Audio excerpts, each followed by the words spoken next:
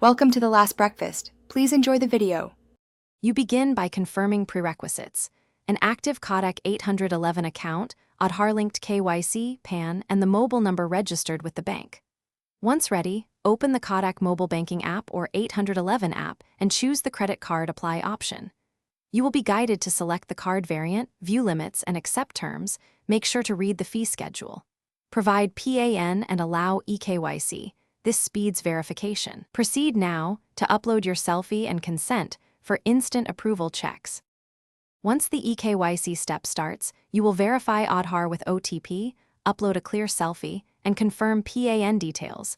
This proves identity quickly and prevents delays.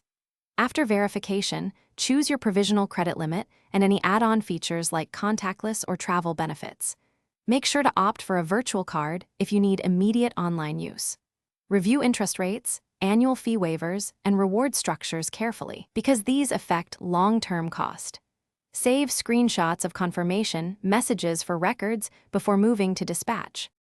You finalize by tracking dispatch and activating the physical card. Set your PIN through the app or at an ATM and enable SMS alerts and net banking to monitor transactions. If your application is declined, check for PAN mismatches, income documentation gaps, or incomplete KYC.